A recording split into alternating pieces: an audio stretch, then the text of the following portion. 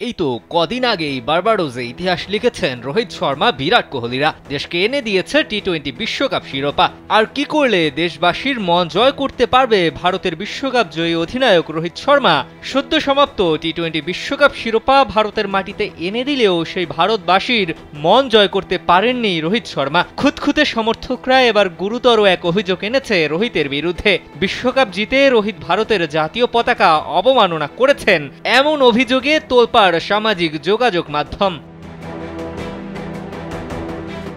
ঘটনা বিশ্বকাপ ফাইনাল শেষ হওয়ার ঠিক পরের মুহূর্তেই 2024 টি-20 বিশ্বকাপের আগে টানা দুটি আইসিসি ইভেন্টের ফাইনাল হারার পর অধরা সেই শিরোপার দেখা পেয়ে রোহিত হয়ে পড়েন আবেগপ্রবণ। 250-টিরও বেশি ডিজাইন অপশন নিয়ে ওয়ালটন স্মার্ট ফ্রিজ, বোঝে আপনার প্রয়োজন।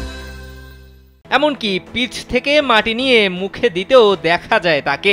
আবেগতাড়িত হয়ে রোহিত ভারতের জাতীয় পতাকা মাঠে পুঁতে রাখেন, আর সেই সময় পতাকা মাটি স্পর্শ করে, যা ভারতের আইনের লঙ্ঘন।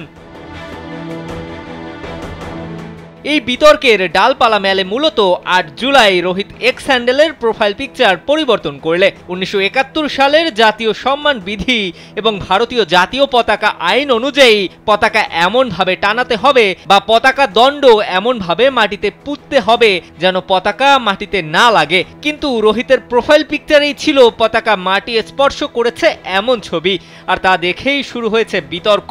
একে তো রোহিত এভাবে ছবি তুলেছেন, তার উপর সেই ছবি প্রোফাইল পিকচার দিয়েছেন। আইনের লঙ্ঘন জেনে শুনে রোহিত কিভাবে এই কাজ করলেন তা ভেবে পাচ্ছেন না সমর্থকরা। কেউ কেউ রোহিতকে ক্ষমা চাওয়ারও আহ্বান জানিয়েছেন।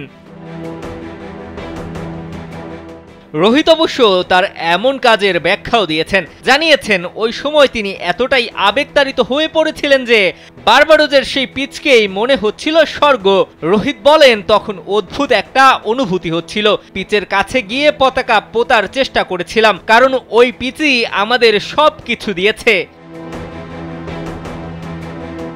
তবুও রোহিতকে নিয়ে সমালোচনা থামছেই না। অনেকে টেনে আনছে মহেন্দ্র সিং ধোনির প্রসঙ্গ। বলছেন, ধোনি এতবার ভারতকে শিরোপা জেতালেও কখনোই জাতীয় পতাকা বা দেশকে অবমাননা করেননি। দিবাকর চৌধুরী, কালবেলা।